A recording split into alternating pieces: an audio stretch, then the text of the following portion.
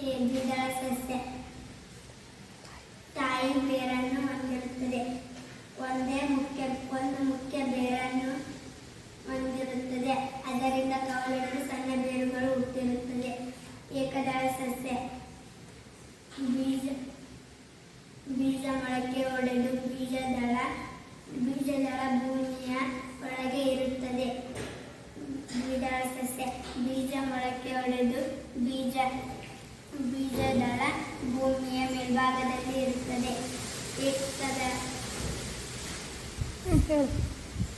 ಏಕದಳ ಸಸ್ಯ ಸಮಾಂತರ ನಾಳ ವಿನ್ಯಾಸ ಹೊಂದಿರುತ್ತದೆ. ದ್ವಿದಳ ಸಸ್ಯ ಜಾಲಬಂಧ ನಾಳ